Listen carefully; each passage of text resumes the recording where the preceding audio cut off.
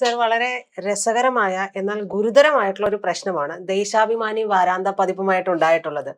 കള്ളൻ വിജയൻ എന്ന തലക്കെട്ടിൽ വരുന്ന VS അച്യുതാനന്ദന്റെ കവർ പേജ് അടക്കമുള്ള വാരാന്ത പതിപ്പ് അത് പ്രിന്റിംഗ് അങ്ങ് നിർത്തിവെച്ചു.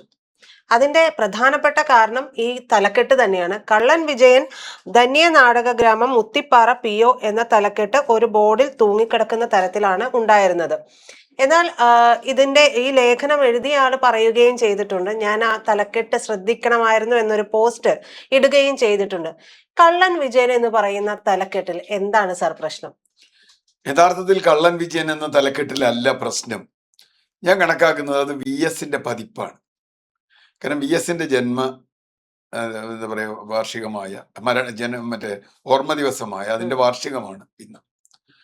അതിനുവേണ്ടി ദേശാഭിമാനി ഞായറാഴ്ച സാധാരണ വാരാന്ത്യ പതിപ്പ് ഇറക്കുമ്പോൾ ആഴ്ചയിലുള്ള ഇതുപോലെയുള്ള നേതാക്കന്മാരുടെ എന്തെങ്കിലും പ്രത്യേക വിഷയങ്ങളുണ്ട്. ഇപ്പോൾ ഓണം ഉണ്ടെങ്കിൽ ഓണത്തിനെ കുറിച്ച് അങ്ങനെ പ്രത്യേകിച്ചും സഖാക്കളുടെ ഇതുണ്ടെങ്കിൽ അത് കൊടുക്കാറുണ്ട്. ഞാൻ ദേശാഭിമാനിയിൽ കുറച്ചു കാലം വർക്ക് ചെയ്തിട്ടുള്ള ആളാണ്.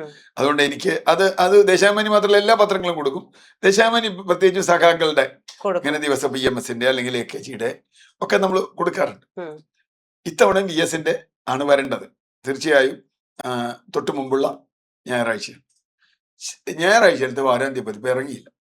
സാങ്കേതിക കാരണങ്ങളാൽ ഇല്ല എന്നാണ് പറഞ്ഞത്. അപ്പൊ ഞാൻ അതിൽ കണ്ട ഒരു കാര്യം, ഇവര് പറയുന്ന പോലെ കള്ളൻ അല്ല വിഷയം. കള്ളൻ ഉണ്ടാവാം. ഇപ്പൊ കള്ളൻ വിജയൻ എന്ന് പറഞ്ഞാൽ ഉടനെ അത് പിണറായി വിജയനാണെന്ന് പറയാൻ പറ്റുമോ? ലോകത്ത് എത്രയോ വിജയന്മാരുണ്ട്. അപ്പൊ പിണറായി വിജയനെ മാത്രമാണ് അത് ഉദ്ദേശിക്കുന്നത് എന്ന അർത്ഥത്തിൽ എന്തെങ്കിലും ആരെങ്കിലും പറഞ്ഞാൽ അത് ഇതെന്താ പേറ്റന്റ് ഉള്ള സംഗതിയാണോ കള്ളൻ എന്നുള്ളത്? അല്ലല്ലോ, പേറ്റന്റ് ഒന്നും ഇല്ലല്ലോ. ഇപ്പൊ കള്ളൻ നീലകണ്ഠൻ എന്ന് പറഞ്ഞാൽ ഞാൻ മാത്രമല്ലോ, ലോകത്ത് എത്രയോ നീലകണ്ഠന്മാരുണ്ട്. ഞാൻ എന്തിനാ അതിനെപ്പറ്റി പറയണേ? അപ്പോൾ തീർച്ചയായിട്ടും ഞാൻ കള്ളനില്ലാത്തതുകൊണ്ട് എനിക്ക് പറയണ്ട. പക്ഷെ അവിടെ അതൊരു വലിയ വിവാദമായി. ഇപ്പൊ നേരത്തെ പറഞ്ഞ ഒരു നാടക പ്രവർത്തകനെ കുറിച്ചാണ് അത്. അദ്ദേഹത്തിന്റെ ഇന്റർവ്യൂ ഒക്കെ നമ്മൾ പല ചാനലുകളിലും കണ്ടു. അദ്ദേഹം വളരെ നിസ്സംഗമായിട്ട് ഒരു സംഗതി പറഞ്ഞതാണ്. പക്ഷെ ഇത് എഴുതിയ ആളും പറഞ്ഞു ആ ഹെഡിങ് പ്രശ്നമുണ്ടെന്ന്. ദേശാഭിമാനിയിൽ വരുന്നുണ്ട്, വേറെ എവിടെയെങ്കിലും വരികയാണെങ്കിൽ കുഴപ്പമില്ല. മാത്രമല്ല വലിയ വിവാദമായി പാർട്ടിക്കകത്ത് പിണറായി വിജയനെതിരായി വലിയ തോതിലുള്ള സംഗതികൾ നടക്കുന്നു. അപ്പൊ പിണറായിയുടെ എതിർ ഗ്രൂപ്പിലുള്ള ആളുകൾ പുത്തലത്ത് ദിനേശനും M സരാജുമാണ് ദേശാഭിമാനിയുടെ നിയന്ത്രകർ എന്ന പ്രശ്നമുണ്ട്. ഇതെല്ലാം കൂടി ചേർന്നിട്ടാണ് ഇത് വരുന്നത്. പക്ഷെ അതിനേക്കാളൊക്കെ പ്രധാനം ഞാൻ കാണുന്നത് VSന്റെ ഓർമ്മ ദിവസം അതിൽ ഇങ്ങനെ ഒരു സാധനം വരുന്നു എന്നുള്ളത് വളരെ പ്രശ്നം. VSന് ഇപ്പോഴും പാർട്ടിക്ക് ഭയമാണ്. ഞാൻ അങ്ങനെയാ കാണുന്നത്. VSന് ഇപ്പോഴും പാർട്ടി ഭയക്കുന്നുണ്ട്. ഇപ്പോഴും നല്ല എന്നും ഭയക്കുന്നുണ്ട്. ഞാനൊരു സംഭവം മുമ്പും പറഞ്ഞിട്ടുണ്ട്. അത് ഇതാണ്, 2011 കേരളത്തിൽ VS മുഖ്യമന്ത്രി ആയിരുന്നുകൊണ്ട് തെരഞ്ഞെടുപ്പ് നേരിട്ടു. നേരിയ പരാജയമുണ്ട്. അന്ന് 68-72. വേണമെങ്കിൽ ജയിക്കാമായിരുന്നു. പിന്നെ പറയുന്നത് പിണറായി തോൽപ്പിച്ചതാണെന്നാണ്. അതവിടെ നിൽക്കട്ടെ, ആ വിവാദത്തിലേക്കല്ല. ആ ഇലക്ഷൻ കഴിഞ്ഞ് ഇവിടെ തോറ്റു. ബംഗാളിൽ ആദ്യമായിട്ട് 1977 ശേഷം ആദ്യമായിട്ട് LDF ബംഗാളിൽ തോൽക്കുകയും മമതാ ബാനർജി അധികാരത്തിൽ വരികയും ചെയ്യുന്ന ഇലക്ഷൻ വലിയ പരാജയം ബംഗാളിലുണ്ട്. ഞാൻ അവിടുത്തെ ഒരു കോമ്രേഡ്, എൻ്റെ പഴയ ഒരു കോമ്രേഡാണ്, SFI കോമ്രേഡാണ്. അയാൾ അവിടുത്തെ വലിയൊരു പത്രലേഖകനും ഇപ്പോൾ എഡിറ്ററൊക്കെയാണ്. അദ്ദേഹത്തിനെ ഞാൻ വിളിച്ചിട്ട് ചോദിച്ചു, കോമ്രേഡ് എന്ത് സംഭവിച്ചു ബംഗാളിൽ? ഇതൊക്കെ ആളുകൾ പറയുമ്പോഴും നന്ദിഗ്രാം എന്നും സിംഗൂർ എന്നൊക്കെ പറയുമ്പോഴും നമ്മൾ ഒരിക്കലും ബംഗാളിൽ ഇങ്ങനെ ഒരു പതനം, സീറ്റ് കുറഞ്ഞേക്കാം, ഈ കഴിഞ്ഞ തവണ കേരളത്തിൽ പറഞ്ഞതുപോലെ സീറ്റൊക്കെ കുറഞ്ഞേക്കാം, പക്ഷെ ബംഗാളിൽ അങ്ങനെ കോൺഗ്രസ് തന്നെ വളരെ വീക്കാണ്. പിന്നെ അതിനുവേണ്ടി തൃണമൂൽ കോൺഗ്രസ്. അപ്പൊ നമുക്കത് അത്ര വിശ്വസിക്കാനായില്ല. അദ്ദേഹം പറഞ്ഞ ഒറ്റ മറുപടി, ആ വാചകം വളരെ പ്രധാനമാണ്, ഞങ്ങൾക്കൊരു VS ഉണ്ടായിരുന്നില്ല എന്നാണ്. We didn't have a VS. അപ്പൊ എനിക്ക് മനസ്സിലായില്ല. അപ്പൊ ഞാൻ ചോദിച്ചു എന്താ കഥ? നിങ്ങളുടെ അവിടെ പാർട്ടിയിൽ, കേരളത്തിൽ പാർട്ടിയിൽ തെറ്റ് സംഭവിച്ചാൽ കറക്റ്റ് ചെയ്യാനുള്ള ഒരു പോൾ അവിടെ ഉണ്ട്. ഒറ്റയ്ക്കാണെങ്കിൽ പോലും VS ആ കറക്ഷൻ നടത്തിയിരുന്നു, ചോദ്യം ചെയ്തിരുന്നു. അങ്ങനെ ചോദ്യം ചെയ്യുന്ന, പാർട്ടിക്കകത്തെ ജനാധിപത്യത്തെ പ്രവർത്തിപ്പിക്കുന്ന ഒരു ശക്തിയായിരുന്നു VS. പാർട്ടി വലത്തോട്ട് പോകുമ്പോൾ VS അതിനെ പിടിച്ച് ഇടത്തോട്ട് കൊണ്ടുപോകുന്ന ഒരു രീതിയാണ്. അപ്പൊ അത് ഒരിക്കലും പാർട്ടി അംഗീകരിച്ചിട്ടില്ല. VS മുഖ്യമന്ത്രി ആയിരിക്കുമ്പോഴും ഒക്കെ തന്നെ പാർട്ടി ഇങ്ങനെ പിടിച്ച് പാർട്ടി വലത്തോട്ട് കൊണ്ടുപോകാൻ നോക്കും, VS ഇടത്തോട്ട് കൊണ്ടുപോകാൻ നോക്കും. അങ്ങനെ ഒരു എന്താ പറയാ കോംപ്ലക്സ് ആയ സിറ്റുവേഷൻ ആയിരുന്നല്ലോ VS ഭരിച്ചിരുന്നപ്പോ. VSന് ആരോടും തുറന്ന് സംസാരിക്കാൻ പോലും പറ്റാത്ത രൂപത്തിൽ പാർട്ടിയുടെ വലയമിടുക. അപ്പൊ ഞാൻ ഈ പറഞ്ഞത് അത് അങ്ങനെയാണെങ്കിൽ പോലും പാർട്ടിക്ക് VSനെ തള്ളിക്കളയാൻ പറ്റുമായിരുന്നില്ല. സംഗതി ബക്കറ്റ് വെള്ളം എന്നൊക്കെ പറഞ്ഞെങ്കിലും. പക്ഷെ അതിനപ്പുറത്ത് ഈ തവണ VSന്റെ ഇത് എഴുതിയത് ഞാൻ മനസ്സിലാക്കുന്ന എഴുതിയത് കെ വി സുധാകരൻ എന്ന് പറയുന്ന ദേശാഭിമാനിയിൽ മുൻപുണ്ടായിരുന്ന ആളും വിവരാവകാശ കമ്മീഷൻ ഉണ്ടായിരുന്നാലും അതിലേറെ എൻ്റെ വളരെ അടുത്ത സുഹൃത്തുമാണ്. അരൂർ, ഞാൻ ഗൾട്രോണിൽ വർക്ക് ചെയ്യുമ്പോൾ അതിൻ്റെ ഏറ്റവും അയൽക്കാരനായിരുന്നു. അദ്ദേഹമായിട്ട് ഒരുപാട് കാലത്തെ പരിചയമുണ്ട്. കെ വി സുധാകരൻ ഒരു കടലിരമ്പം എന്നാണ് അതിന് ഹെഡിങ് ഇട്ടത്. അന്ന് വി എസ് പറഞ്ഞത്, വി എസും പിണറായി തമ്മിലുള്ള ഒരു തർക്കം നമ്മൾ ഓർക്കുക. കടലിലെ വെള്ളം ബക്കറ്റിൽ വന്നാൽ അത് കടലാവില്ല എന്ന് ശംഖുമുഖം കടപ്പുറത്ത് വെച്ച് വി എസിനെ പിണറായി വെല്ലുവിളിക്കുമ്പോൾ വി എസ് മറുപടി പറയുന്നത് ഗോർബച്ചേവുമാർ വന്നാൽ ഏത് കടലും വരണ്ടു പോകും എന്നാണ്. ഗോർബച്ചേവുമാർ വന്നാൽ ഇപ്പോൾ കടലിരമ്പം എന്ന ആ പ്രയോഗം യഥാർത്ഥത്തിൽ പാർട്ടിക്ക് അത്ര രുചിക്കാൻ വഴിയില്ല. കാരണം ഈ ഓർമ്മകളൊക്കെ തിരിച്ചുകൊണ്ടിരും. നമുക്കറിയാം വി എസ് മരിച്ചിട്ട് അദ്ദേഹത്തിന്റെ ഡെഡ് ബോഡി കൊണ്ടുവരുന്ന ആ അന്ത്യകർമ്മങ്ങൾക്ക് കൊണ്ടുവരുന്ന ഘട്ടത്തിൽ പാർട്ടിക്ക് വലിയ വെറുപ്പുണ്ടായിരുന്നു. പാർട്ടി അത് ഇത്ര ആളുകൾ എന്തിനാ വന്നേ, എന്താ വന്നേ, പിണറായി വിജയൻ അല്ലേ ജനപ്രീതി എന്ന അർത്ഥത്തിൽ വലിയ തോതിൽ അതിനെ കുറച്ച് കാണിക്കാനും അത് ഇല്ലാതാക്കാനും ഒക്കെ ശ്രമിച്ചിരുന്നു പാർട്ടി. ഔദ്യോഗികമായിട്ട് എന്നാൽ പാർട്ടി എല്ലാം ഉണ്ട് എന്ന് പറയുകയും ഒന്നും ചെയ്യാതിരിക്കുക, വി എസിനെ ഒതുക്കുക. 2016 പോലും വി എസിന്റെ പടം വെച്ച് മാത്രമാണ് തെരഞ്ഞെടുപ്പ് ജയിച്ചത്. നമ്മളത് ആലോചിക്കണം. ഇത് കടലാണ് ബക്കറ്റാണെന്നൊക്കെ പറഞ്ഞ ആളുകൾ തന്നെ വി എസിന്റെ പടം പിണറായി അടക്കം മുഴുവൻ ആളുകളും വച്ചിട്ടാണ് തെരഞ്ഞെടുപ്പ് ജയിച്ചത്. അത് കഴിഞ്ഞപ്പോൾ അദ്ദേഹത്തെ കരിവേപ്പില പോലെ എടുത്ത് കളഞ്ഞു. അത് പാർട്ടിയുടെ പ്രത്യേകിച്ച് കമ്മ്യൂണിസ്റ്റ് പാർട്ടിയുടെ ഒരു രീതിയാണ്.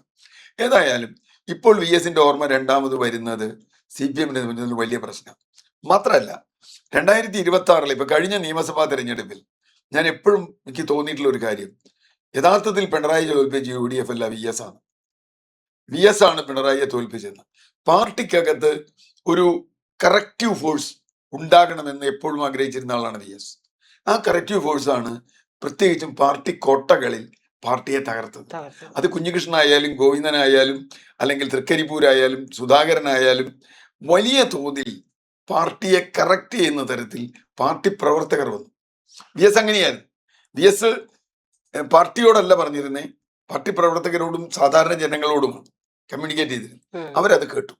ആ സാധാരണ ജനം, VS ശരിയായിരുന്നു എന്ന് പറയുന്ന സാധാരണ ജനമാണ് ഇത്തവണ LDF-നെ തോൽപ്പിച്ചത്. അതുകൊണ്ട് തന്നെ VS-ന്റെ ഏത് ഓർമ്മയും ഇപ്പോഴത്തെ പാർട്ടി നേതൃത്വത്തിന് അങ്കലാപ്പാണ്. സാർ ഇപ്പൊ പറഞ്ഞതുപോലെ കള്ളൻ വിജയൻ എന്ന് പറയുന്ന തലക്കെട്ട് വരുമ്പോൾ എല്ലാവരും പറഞ്ഞു നിർത്താൻ ശ്രമിക്കുന്നത് സാർ ഈ പറയുന്ന പോലെ പിണറായി വിജയൻ, കള്ളൻ വിജയൻ, ആ ഒരു രീതിയിലാണ് ഈ സംസാരങ്ങളിലെല്ലാം വിമർശനങ്ങളും എല്ലാം വരുന്നത്. പക്ഷെ സാർ ഇപ്പൊ പറഞ്ഞ ഒരു വിഷയമുണ്ടല്ലോ, VS ആണ് ഇതിൽ പ്രധാനപ്പെട്ട പ്രശ്നം. പാർട്ടി ഇപ്പോഴും VS-നെ ഭയക്കുന്നു എന്ന് പറഞ്ഞ സമയത്ത് പെട്ടെന്ന് എനിക്ക് ഓർമ്മ വന്ന ഒരു കാര്യം, VS-ന് ക്യാപിറ്റൽ പണിഷ്മെന്റ് ചെയ്യണമെന്ന് പറഞ്ഞ നേതാവാണ് M. സ്വരാജ്. M. സ്വരാജാണ് എഡിറ്റർ ആയിട്ടുള്ളത്,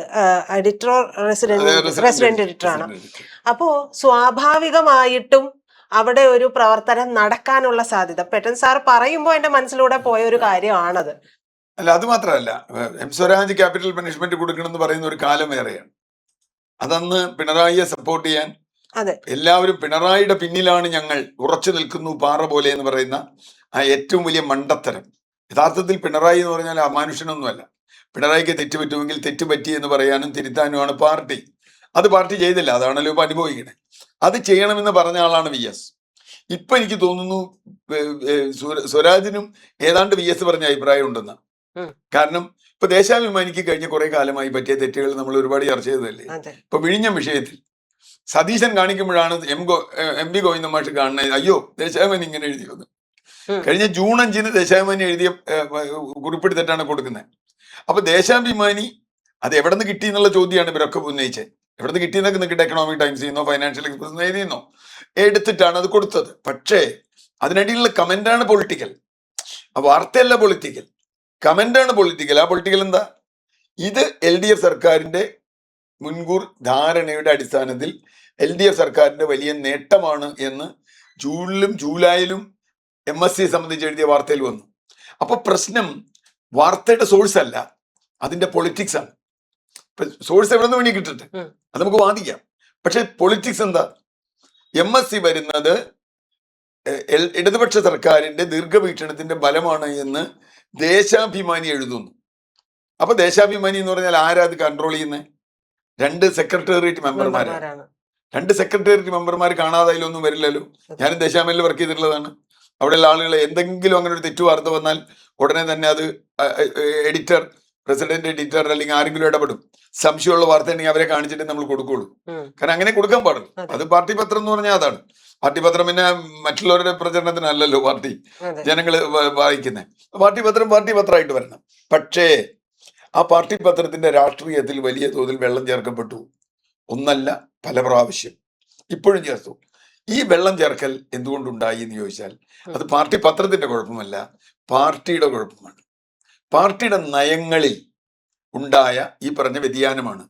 ഇപ്പോൾ മൂന്നാം പിണറായി സർക്കാർ വന്നിരുന്നുവെങ്കിൽ MSCയുടെ ഓഹരി 49% വിഴിഞ്ഞത്തിന്റെ ഓഹരി MSCക്ക് കൊടുക്കുന്നത് കേരളത്തിൽ ആഘോഷമാക്കുമായിരുന്നു. ഞാൻ അതാ പറഞ്ഞു, കേരളത്തിൽ LDF ആഘോഷമാക്കുമായിരുന്നു. വലിയ നിക്ഷേപം വരുന്നു എന്ന് ഈ കഥയൊക്കെ അവിടെ പറയുമായിരുന്നു. ഇപ്പൊ അതിനെ എതിർക്കുന്ന രാജീവും പിണറായി വിജയനും അടക്കമുള്ള ഗോവിന്ദ മാഷും ഒക്കെ അന്ന് ഇതിന് തിരിച്ചു പറയും. കണ്ടോ, ഇടതുപക്ഷ സർക്കാരും നിക്ഷേപം കൊണ്ടുവന്ന കണ്ടോ, ഇതാണ് കളി. കാരണം നമ്മള് ലണ്ടൻ സ്റ്റോക്ക് എക്സ്ചേഞ്ചിൽ പോയി മണിയടിച്ചാണല്ലേ. അപ്പൊ നിക്ഷേപം വരണമല്ലോ. അപ്പൊ നിക്ഷേപം വരണമെങ്കിൽ ഇവിടെ സ്വകാര്യ മേഖല വരണം. അപ്പൊ തീർച്ചയായിട്ടും അങ്ങനെയാണെങ്കിൽ ആഘോഷിക്കുമായിരുന്നു. ഇവിടെയാണ് പാർട്ടി വലത്തോട്ട് പോകുമ്പോൾ ഇടത്ത് നിന്ന് ഒരാൾ നോക്കുന്നു എന്ന ഓർമ്മ പാർട്ടിക്ക് വല്ലാതെ വേദനിപ്പിക്കുന്നത്, പാർട്ടിയെ വിറയ്ക്കുന്നത്. അതാണ് ഇതിലെ രാഷ്ട്രീയം. അല്ലാണ്ട് കള്ളൻ വിജയൻ ഉണ്ടായില്ലയോ എന്നൊന്നും ഞാൻ വിചാരിക്കുന്നില്ല. കള്ളൻ വിജയൻ എന്നൊരു പേര് വന്നതുകൊണ്ട് അത് പിണറായി വിജയൻ മാത്രമാണ് എന്ന് പറയുന്നു. പക്ഷെ ആളുകൾ ട്രോളർമാർക്ക് പറ്റും അത്. പക്ഷെ നമ്മളെ സംബന്ധിച്ചിടത്തോളം അതല്ല വിഷയം. ദേശാഭിമാനിയുടെ രാഷ്ട്രീയമാണ്, അത് പാർട്ടിയുടെ രാഷ്ട്രീയം.